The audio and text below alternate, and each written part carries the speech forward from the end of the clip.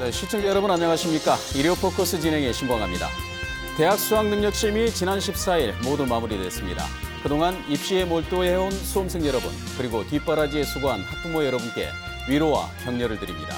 수능은 마무리됐지만 대학 입시 일정은 계속되고 있고 또 대학이 아닌 진로를 선택한 학생들에게도 졸업 때까지의 시간은 매우 소중한 시간들이 될 것입니다. 그러나 입시 부담에서 벗어난 예비 사회인인 고3 학생들의 생활 지도는 지금부터 가정과 학교, 사회가 고민하는 지점이기도 합니다. 오늘 일요 포커스에서는 수능 이후 고3 생활 지도 대책을 주제로 대담 나눠보는 시간 마련했습니다.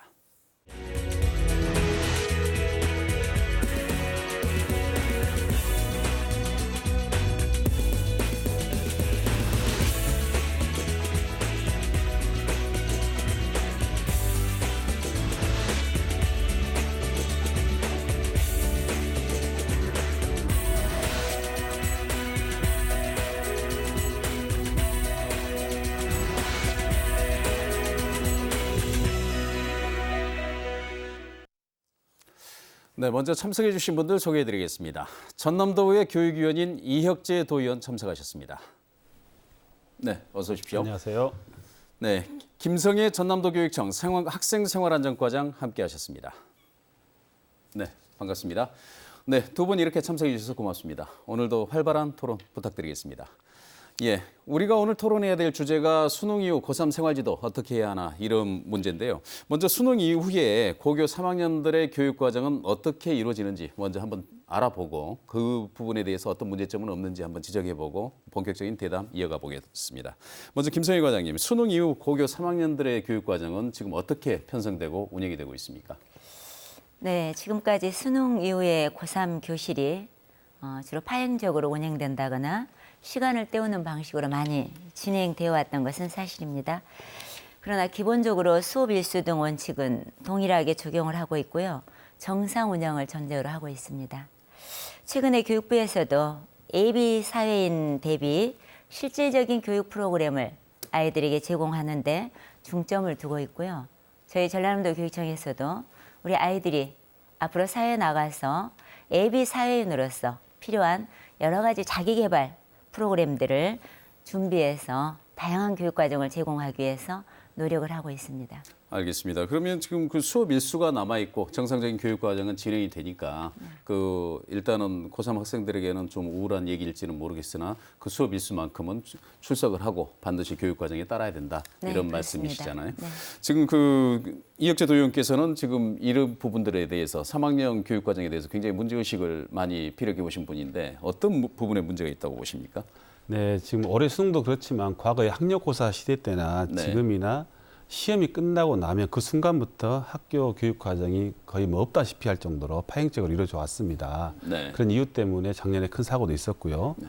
근데 최근에 제가 중점을 두고 살펴본 부분은 수능 이후가 아니라 3학년 1학기 이후의 학사 관리 부분이었습니다. 예. 왜냐하면 지금 대학 입시가 수능 중심보다는 수시 중심으로 가 있고 저희 전남 같은 경우는 90% 이상이 수시로 지나가는 실정입니다.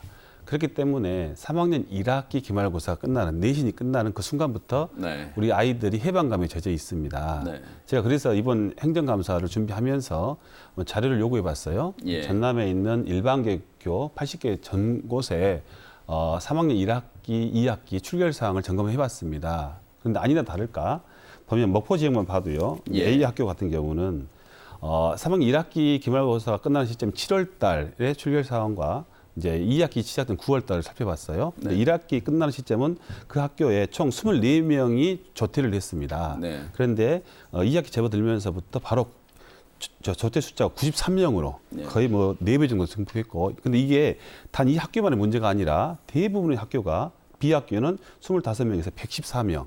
한 달 사이에 이렇게 급격히 조퇴 수가 증가했다는 얘기는 학교 학사가 제대로 이루어지지 않기 때문에 아이들이 쉽게 말해서 무단 조퇴를 하는 겁니다. 그리고 조퇴 후에 그 이유는 이제 바깥에서 주로 PC방에서 주로 시간을 보낸다는 얘기를 제가 많이 접했어요. 네. 그래서 저는 이제 단순히 수능 이후의 교육 과정이 아니라 이제는 3학년 2학기부터 우리 전남교육청 같은 경우는 집중적인 관리를 해야 된다. 이런 문제를 제기하고 있습니다.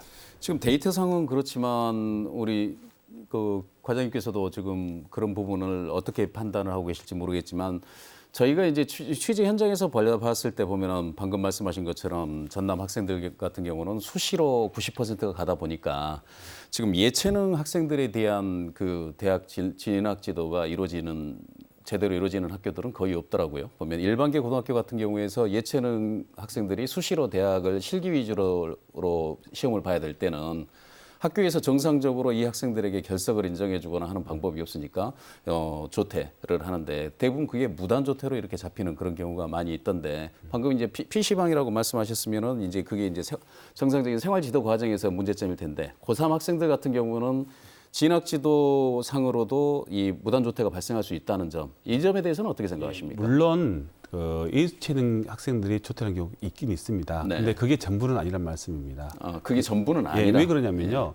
3학년 2학기 들어서면 수업 시간에 어떤 학생들은 이제 수시 1차를 합격하고 면접을 준비한 학생이 있을 수 있습니다. 네. 또 방금 말씀하신 것처럼 예체능 준비한 학생도 있어요. 네. 또 어떤 학생은 정시를 준비합니다. 네. 그런데 한 교실에서는 그냥 정상적인 수업을 진행하고 네. 정시를 대비한 수업이 진행되기 때문에 네. 우리 전남 같은 경우는 10%만이 정시를 준비하지 않습니까? 그럼 네. 나머지 대부분의 학생들은 선생님의 수업이 의미가 없는 겁니다. 그렇기 때문에 교실에서 만족감을 얻지 못하고 이제 오후쯤 되면은 어떤 다 그렇지는 않지만 어떤 이유를 대고 학교를 빠져나가는 이런 현상이 많이 발생되고 있다. 저는 이 문제를 지금 제기하고 있는 겁니다. 무단 조퇴가 그렇게 해서 발생하는 것이다. 예. 김승희 과장님께서 보셨을 때 이 의견에 동의하십니까?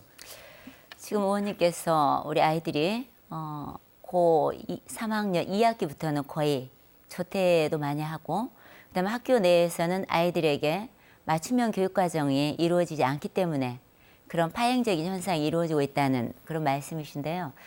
실제로 아이들 학교 교육 과정이라는 것은 짜여진 일정에 의해서 이루어지기 때문에 어떤 수시가 끝나고 또 정시 대비하고 이런 부분들에 대비해서 맞춤형으로 재편되기는 어려운 실정입니다. 실제로. 그래서 그런 부분들은 아이들이 제대로 된 정상적인 교육 과정을 운영하고 그리고 필요에 의해서 오후에나 방과 후에 운영하도록 그렇게 되어 있는 상황이고요.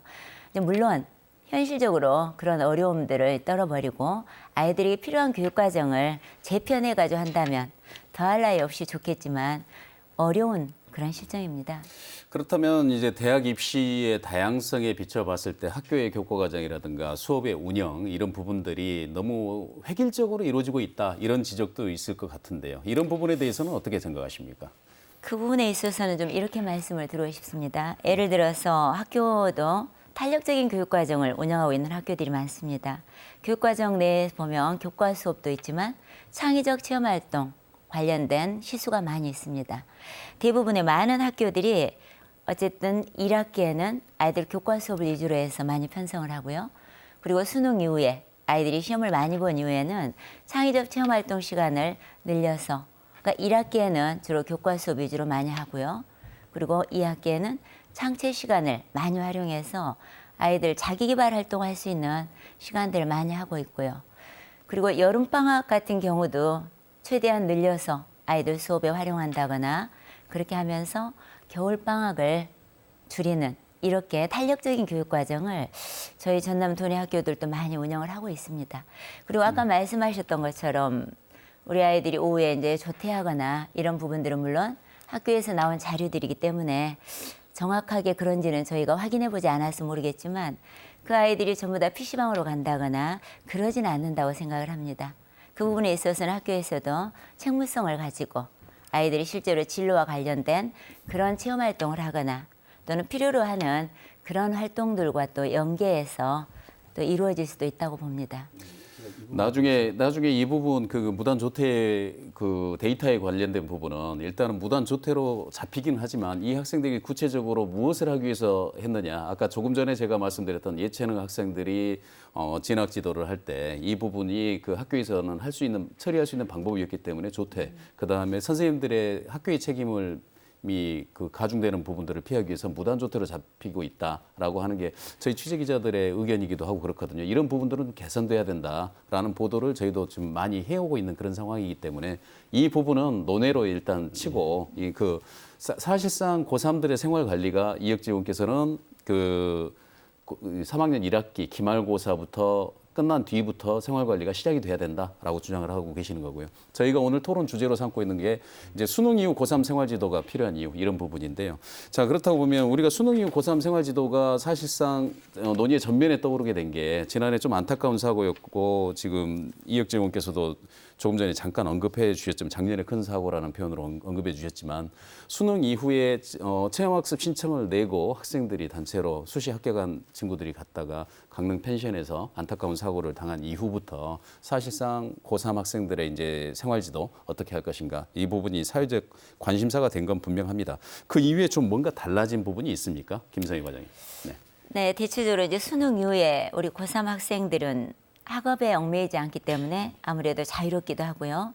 때로는 체험학습을 할 수 있는 그런 좋은 시간이 되기도 하고 가끔은 일탈의 시간으로 또 빠질 수도 있는 그런 시기도 합니다. 네. 안타깝게 아까 말씀하셨던 강릉 펜션 사고 이후에 교육부라든가 그다음에 관계부처 그리고 저희 전라남도 교육청 같이 청소년 숙박 안전시설 확보라든가 또는 아이들이 체험학습할 때 어떤 부분들을 사전에 미리 예방하고 그리고 어떠한 교육을 받고 가야 되는지 이런 부분들에 대해서 저희도 굉장히 세부적인 내용으로 매뉴얼도 만들었고요. 저희 도교육청 같은 경우는 이제 서울시 교육청의 경우하고 약간은 다릅니다. 서울시 교육청 같은 경우는 체험학습 매뉴얼에 부모가 동반하지 않고 체험학습을 할 수 있도록 그렇게 되어 있습니다. 네. 그런데 저희 도교육청에서는 가족과 동반한 부모와 동반한 체험학습을 원칙으로 하고 있고요. 그 부모가 안 될 때에는 친인척, 그다음에 이제 부모가 미만 20대 이상의 성인이 같이 동반한 체험학습 경우에는 가능합니다. 그게 현실적으로 가능합니까? 그런 부분들은 이제 물론 부모가 할 수 없는 어려운 부분도 있겠죠. 네. 그렇지만 아이들의 안전이 소중하기 때문에 일단은 20대 이상의 성인과 함께 동반할 수 있는 그런 체험학습을 강조를 하고 있습니다. 그래서 저희가 지금 중요시 생각하는 게 진학 진로 기관으로서 수능 이후를 좀 효과적으로 사용을 해보자. 이 효과적인 그 예비 사회인들이 사회로 진출하는 과정으로 좀 활용을 해보는 게 어떻겠냐라고 하는 게 사회의 요구인 반면에 교육에서는 또 보호 대상자로서의 학생들 그런 신분적인 부분 때문에 그런 어려움이 있고 서울시 같은 경우와 전남도 교육청의 그 어떤 상황이 어떻게 차이가 나고 인식이 어떤 차이가 있는지는 모르겠습니다만은 고3 학생들이 경제적 여건을 떠나서 그 부모와 같이 체험학습을 같이 간다 하는 부분들이 과연 그게 현실적으로 가능한 일이겠냐 하는 그런 생각도 좀 들어봅니다. 그래서 수능 이후에 졸업까지 진학 진로 기간, 지도 기간으로서 굉장히 이 부분들이 중요한데 이게 이제 방금 말씀하신 그 체험학습도 하나의 사례는 될 수 있을 것 같고 왜 이 기간을 어떻게 활용하고 어떻게 좀 했으면 좋겠다 하는 그런 제안을 좀 받아서 또 토론을 이어가 보도록 하겠습니다. 이혁재 의원께서는 어떻게 왜 이 기간이 중요하다고 보십니까? 그런데 지금 수능은 이제 11월 올해 같은 경우 11월 14일 끝났지만 네. 입시는 지속되고 있거든요. 지속되고 있죠. 올해 같은 경우도 정시 지원 기간이 12월 26일입니다. 네. 수시가 12월 거의 13일까지 지속되고 있습니다. 네. 바로 수능 끝난 바로 그 주부터 그 다음 주부터 계속해서 수시 1차 합격자들에 대한 면접이 예정되어 있습니다. 네. 또는 논술 시험이 예정되어 있고요. 그렇기 때문에 수능 이후에 정말 진짜 입시가 시작되고 있다 저는 이렇게 봅니다. 네. 특히나 이제 면접 부분에 있어서 우리 학생들이 가장 어려워합니다. 네. 면접을 해본 경험이 없기 때문에 그래서 우리 교육 당국이나 아니면 각급 학교에서 아니면 지자체에서조차 나서서 면접 컨설팅을 좀 해주고 있는 실정입니다. 예. 그렇지만 이게 수요에 비해서 공급이 턱없이 부족하죠. 네. 그래서 저는 가장 중요한 것은 일선 학교에서 자체적으로 우리 수시 합격생들에 대한 그러한 그 지원을 이 수능 이후에 재빠르게 대처를 해줘야 된다. 지금까지는 대부분 그냥 개인에게 맡겨온 실정입니다. 네. 그러니까 학부모들이나 학생들의 하소연을 들어보면 저한테도 오는 경우도 있어요. 도대체 할 곳이 없다. 상담할 곳이 없다. 뉴스에서는 서울 같은 경우는 막 수십만 원, 수백만 원 들여서 컨설팅을 한다고 하는데 예. 우리 전남은 정말로 찾아갈 곳이 없어서 너무 답답했다. 그러니까 이 경우가 두 가지입니다. 하나는 정보를 제대로 몰라서 도움 받을 곳을 못 찾아서 그런 경우가 있고요. 실제로 도움받을 곳이 없는 경우도 있습니다. 네. 그래서 저는 정말 수능 이후에 이 부분에 우리가 집중을 해야 된다 이렇게 주장하고 싶습니다. 예. 그 입시는 계속되니까 입시에 집중할 수 있도록 거기에 관련된 지원을 그러니까 마찬가지로 그 학생들이 필요로 하고 요구하고 그 상황에 맞춰서 그 지원을 해야 된다라는 그런 말씀이시잖아요. 그렇습니다. 예. 이 학교마다 그런 지원들은 하고 있을 텐데요. 어떻습니까? 네, 그렇습니다. 방금 말씀하셨던 진학에 대한 지원 부분이 좀 저희 전남이 어렵다는 말씀을 하셨는데요. 수시를 지원한 학생들에게는 대학별로 또 면접이라든가 이런 실기 준비를 할 수 있도록 학교에서 그리고 도교육 청 차원에서 좀 지원할 예정이고요.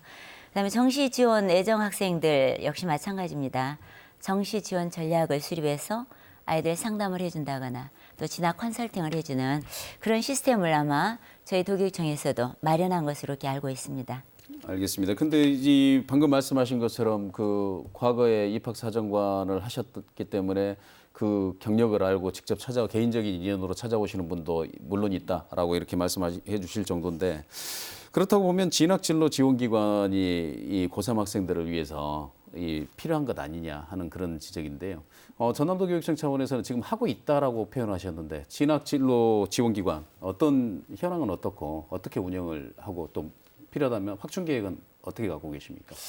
진학 진로 지원 그 부분에 대해서는 이제 저희 전라남도 교육청 내 교육과정과에서 주로 이제 중점적으로 하고 있습니다. 네.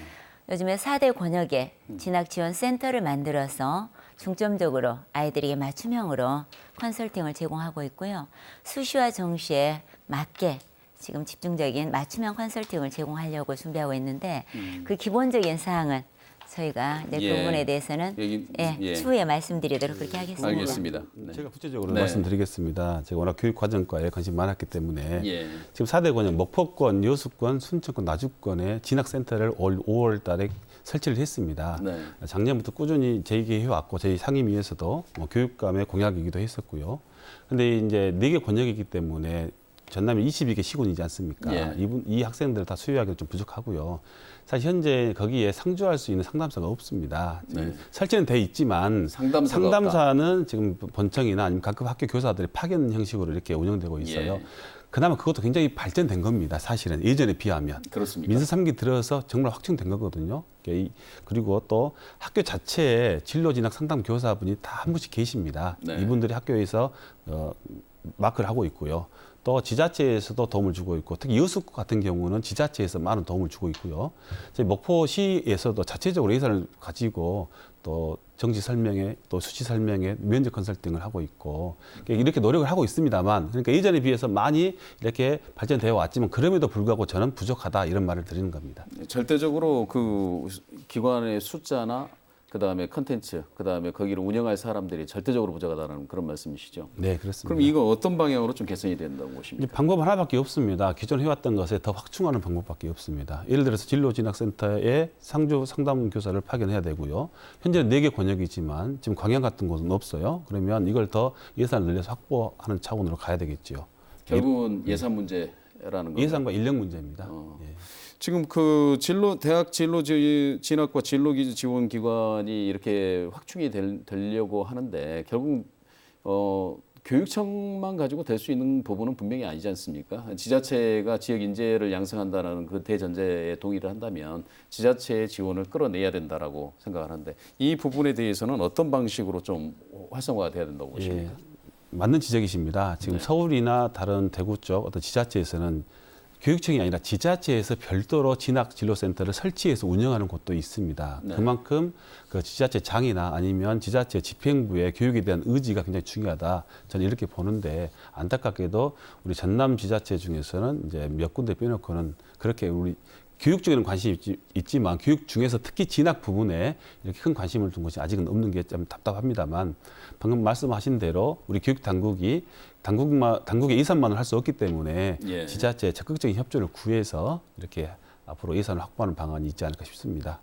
알겠습니다. 지금 수능 이후에 학사 운영 지원 계획 이런 부분들이 그 대학 입시가 계속되고 있기 때문에도 그렇고 그리고 그 진학이 꼭 아니더라도 그 사회로 진출하려고 하는 진로를 잡은 학생들 같은 경우도 예비 사회인으로서의 그에 걸맞는 교육 과정을 이수하고 내보내는 그런 부분들이 좀 필요해서 그렇지 않겠습니까? 그렇다고 보면 수능 이후에 학사 운영 계획, 지원 계획이 이게 타당하냐라고 최근에 교육부가 설문조사를 했는데 불만족이 굉장히 높으시더라고요, 학부모들이. 예상한 대로인데 그 지금 어떻게 보면 굉장히 중요한데 왜 이런 매년 이 똑같은 고민들이 반복될까라고 제가 잠깐 생각해 봤더니 좀 우스갯소리 같습니다만은 매년 새로운 분들이 오시고 그 해를 건너가 버리면 관심사에서 벗어나가 버리기 때문에 그런 것 아니냐. 또 새롭게 또 고3에 올라오시는 분들의 학부모와 학생들의 고민이 또 반복이 되니까 또 그렇고 교육 현장에서는 이렇게 말씀드리면은 김성희 과장님 좀 섭섭하실지 모르겠지만 스쳐가는 과정이다라는 이런 정도로 판단하고 좀 안이하게 생각하시는 것 아니냐 하는 그런 생각들도 좀 들어가 보는데요.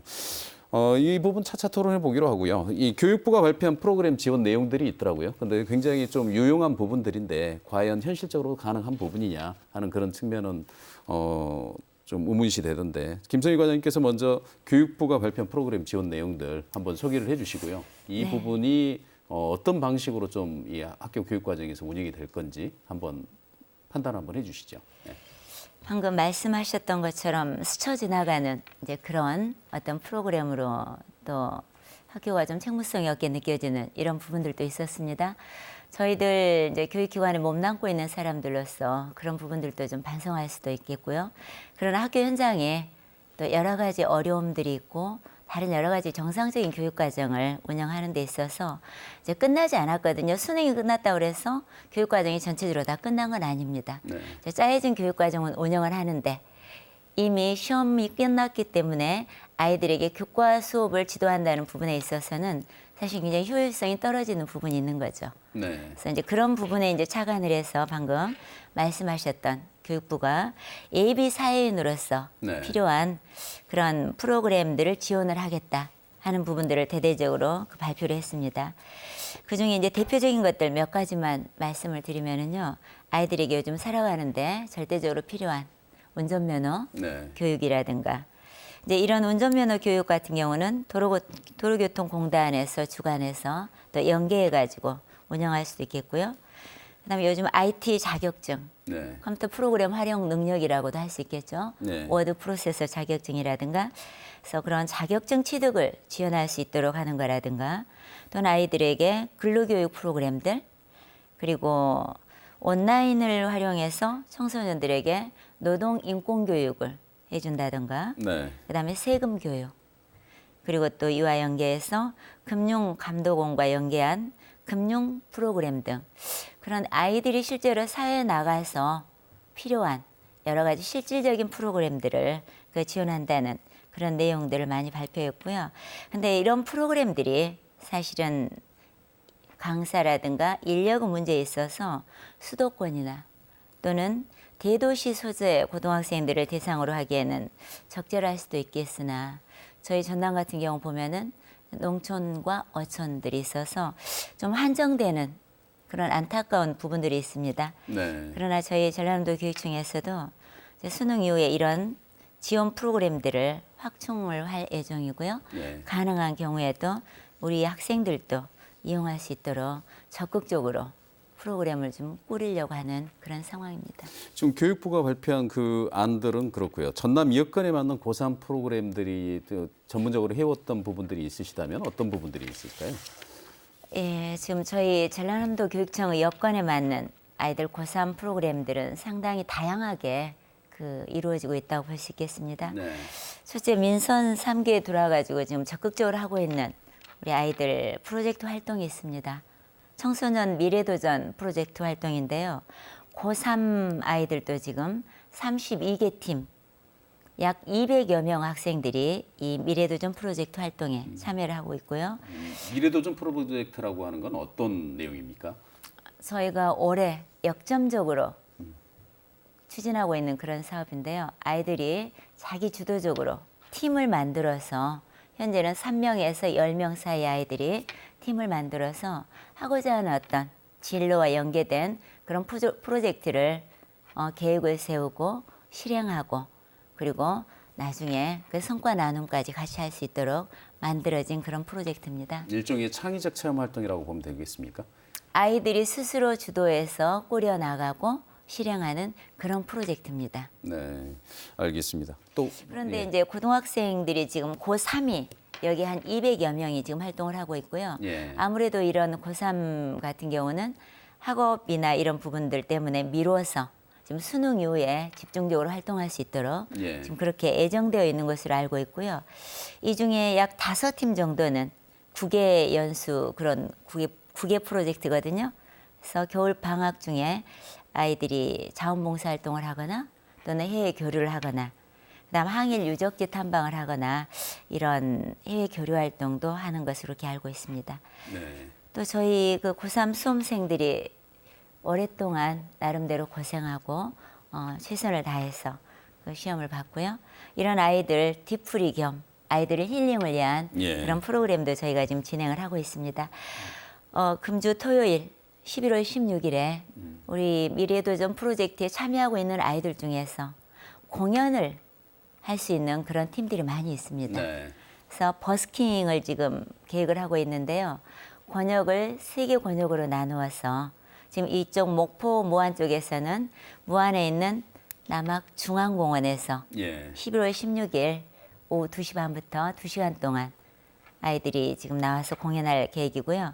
그리고 동북권은 순천, 그리고 중부권은 혁신도시에 있는 나주 그 혁신도시 내 예. 공원에서 지금 할 예정입니다. 그것도 미래도전 프로젝트에 그렇습니다. 참여한 팀들이라는 거죠. 참여한 아이들이 네. 스스로 사회도 보고 무대도 꾸미고 해서 네. 그렇게 활동하는 프로젝트입니다. 알겠습니다. 네. 근데 아까 말씀하셨듯이 32개 팀이 200명 정도라고 하는데 전남에 지금 수험생들이 광주 전남 합쳐가지고 한 3만 6천 명 전남만 해서 상당수가 되는데 거기에 비하면 매우 미미한 숫자 아니냐 하는 그런 생각도 네. 좀 듭니다.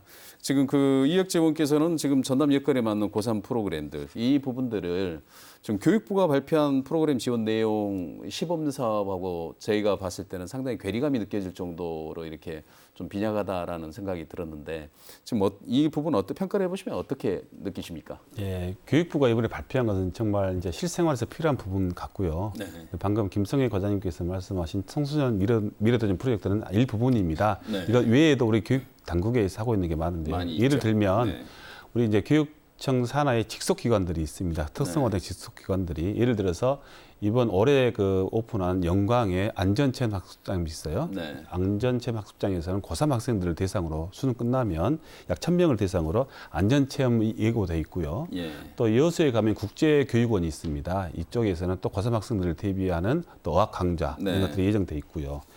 또 우리 자연탐구 수련원 산하에 6개의 어떤 야영장들이 있어요. 네. 목포에는 이제 유달 학생 야영장이 있는데요. 여기서는 학교에 찾아가는 수련 활동, 특히 학교 찾아가서 CPR 교육이라든지 이런 응급처치 방법 등이라든지 다양한 이런 수련 활동들을 지원할 계획이 있습니다. 네. 또 본청에서는 이제 우리 전남은 73%가 농어촌 소규모 학교입니다. 이 학생들이 연합해서 채용 활동을 할 수 있도록 예. 이렇게 지원할 계획으로 있기 때문에 아마 예전보다는 좀 더 풍성한 그러한 고3 학생들을 위한 프로그램이 제공될 것으로 기대하고 있습니다. 예. 앞으로 이 전남의 여건에 맞는 교육 고3 프로그램들이 조금 전에 우리가 교육 과정에서도 잠깐 언급했듯이 어떤 부분들로 좀 제한이 되고 앞으로도 실행이 됐으면 좋겠다고 생각하시나요? 이혁재 의원께서 먼저 말씀해 주시죠. 모르겠습니다. 저는 워낙 이 학생들의 진로 진학이 저에게는 가장 중요한 부분이고 네. 우리 학부모들 여러 번 만나보면 결국은 기승전 대학을 얘기하기 때문에 예. 이제 끝날 때까지 끝난 게 아니다. 정말로 우리 그동안 초등학교, 중학교, 고등학교 12년간 어떻게 보면 그 대학을 위해서 달려온 게 현실 아닙니까? 네. 이 학생이 만족하는 진학을 위한 어떤 서비스 제공에 우리 교육당국이 가장 앞장서야 된다. 그걸 최선의 어떤 목표로 둬야 된다. 저는 이렇게 계속 강조를 하고 싶습니다. 가장 중요한 게 진학이니까 그 수능 이후에도 계속해서 그 진학이라든가 앞으로의 진로 그 부분에 대해서 그렇죠. 그게 주가 되고 그 나머지는 보조 역할로 예. 이제 다른 여가 활동이라든지 아니면 어떤 다양한 교양 강좌라든지 이게 돼야지 단순히 수능 이후에 이제 학교에서 다 했으니까 예? 허탈하지 않습니까? 우리는 수능을 보고 달려왔다. 이제 학교 입력 다 끝났다. 이제 그 이후에는 우리가 어느 정도 느슨하게 해도 된다라고 생각하면 절대 안 된다는 말씀 제가 드리고 싶은 겁니다. 알겠습니다. 그래서 그 오죽하면 학부모들 사이에서 그런 우스갯소리도 있더라고요. 예를 들면 이 수능 이후에 학생 생활 지도의 가장 큰 대책 중에 하나는 방학을 빨리 하는 것이다라는 그런 말이 있을 정도인데요. 지금 그 수능 이후에 사실상 이 고3 학생들의 안전 문제가 대두되는 이유가 이런 시간적 여유가 많고 마음의 여유가 많다 보니까 조금 전에 그 20세 이상 성인들이 동반했을 때만 체험학습을 허가해 주신다고 했는데 뭐 그 조건이야 어떻게 됐건 간에 이 자꾸 체험을 많이 하려고 하는 것이 기본적인 우리 학생들의 이 속성 아니겠냐 하는 그런 생각이 듭니다. 그런 부분들을 어떻게 좀 이 효과적으로 안전하게 이끌 수 있느냐 이 부분도 우리 기성세대들이 해줘야 될 부분 아니냐 고민해야 될 부분 아니냐 하는 그런 생각이 드는데요. 지금 전남교육청에서 고3 학생들의 안전 문제들 지금 어떤 대책들을 마련해 가지고 수립을 하고 계시고 시행을 하고 계십니까? 그 아이들의 안전 문제는 네. 아무리 강조해도 사실은 지나치지 않습니다. 그렇습니다. 네. 이제 우리 모두의 아이들이고요. 이 아이들이 아까 우리 이혁재 의원님 말씀하셨던 것처럼 학업 성적도 중요하고 진로 진학도 중요한데 결국 아이들의 안전이 확보된 이후에 그런 부분들이 가능하지 않겠습니까? 네. 그래서 저희 도교육청에서는요. 이번에 수능 이후에 아이들 방학 전까지 학생 안전 특별 기간을 운영을 합니다. 네. 그래서 저희 교육청뿐만 아니라 경찰청 그리고 지자체와 연계해서 아이들이 가지 않아야 될 그런 그 지역이라든가 또는 집중적으로 단속해야 될 그런 부분들이 있습니다. 네. 그래서 그런 유해 환경들을 찾아가서 계도하고 단속하는 부분들을 지금 굉장히 고민을 하고 있고요. 실제로 이것과 대비해서 저희들이 지금 전라남 도의회 우리 교육위원님들 중에서 아이들 학교 주변에 또 마을에 빈집들이 굉장히 많이 늘어나고 있어서 네. 아이들이 오범지호가 될 부분들을 염려들을 많이 하고 계십니다. 특히 저희 이제 교육위원회 우승위원님이나 우리 이혁재 의원님도 마찬가지신데요. 그런 학교 주변의 빈집들에 대한 염려들을 많이 하셔서 저희들이 수능 일주일 전에 22개 시군 전체 학교 주변에 있는 빈집들을 일제히 좀 점검하고 또 경찰청 지자체 함께 했습니다. 네. 그래서 너무 좀 아이들 보기에 정서적으로 좋지 않은 그런 환경에 많이 노출되어 있어서 약간 좀 정비를 했고요. 그래서 그런 부분들은 좀 안전한 환경 조성을 좀 하는데 좀 나서고 있습니다. 그리고 이와 더불어서 지금 최근에 많이 이제 문제가 되고 있는 부분들이 아이들이 좀 심야에 무리지어서 다니면서 뭐 차량 절도라든가 예. 이런 일련의 약간의 그 사고들이 있었거든요. 그래서 특히 밤거리를 아이들이 헤매고 다닌다거나 그것도 한두 명이 아니고 같이 무리지어서 헤매고 다니고 있는 부분들 그리고 자칫하면 자동차 키를 꽂아놓은 그런 차들이 있어서 차량 절도라든가 또 우리 아이들의 생명과 연계되는 그런 교통안전사고 이런 부분들이 있어서 중점적으로 그런 부분들을 저희들이 예방하기 위해서 많이 노력을 할 예정입니다. 알겠습니다. 그 고3 학생들이 차량 절도를 한 최근에 있었던 거는 고3 학생들은 아니었습니다만은 그런 우려도 좀 예. 많이 있어서 대책을 마련하고 계신다는 건데요.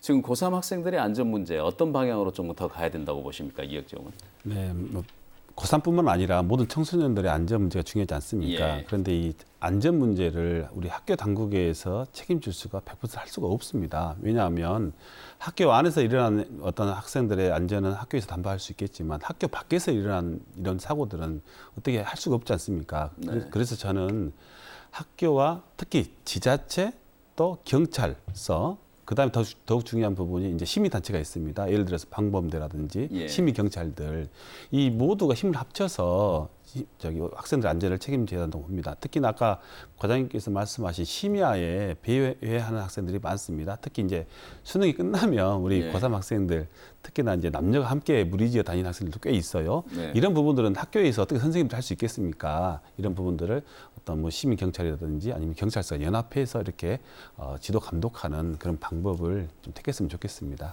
학교가 알겠습니다. 힘듭니다. 학교가 힘들지요. 예. 지금 조금 전에 말씀하신 그 빈집 조사도 해야 되고요. 네. 만만치가 않습니다. 예. 지금 그 청소년들이 많이 가는 장소들이 대체적으로 보면 이번 수능 시험에서도 보면은 신안군 같은 경우 섬에서 나온 학생들이 모텔에서 최종 정리를 그것도 이틀 밤이나 하고 저기 해야 될 정도로 지금 상당히 열악한 그런 부분들인데 사실상 이 이야기를 언급하는 부분은 청소년들이 이 체험학습을 하고 친구들끼리 여행을 가고 싶어도 수험이 끝난 학생들께서 하고 싶어도 수련시설이라든가 여행지, 청소년들이 안전하고 숙박할 수 있는 장소가 그렇게 많지 않더라라고 하는 그런 부분이죠. 최근에 전남도의 행정사무감사에서도 이런 부분들이 지적됐다라고 하는데요. 청소년 수련시설들 또는 여행지 안전대책 충분하다고 보십니까? 충분하지 않기 때문에 이런 질문을 했겠죠. 그렇죠. 예, 맞습니다. 청소년 수련 시설은 정말로 어떤 매뉴얼에 따라서 운영이 돼야 되는데요. 네. 이제 우리 교육청에서 운영하는 청소년 시설은 당연히 그 매뉴얼을 따를 수밖에 없습니다.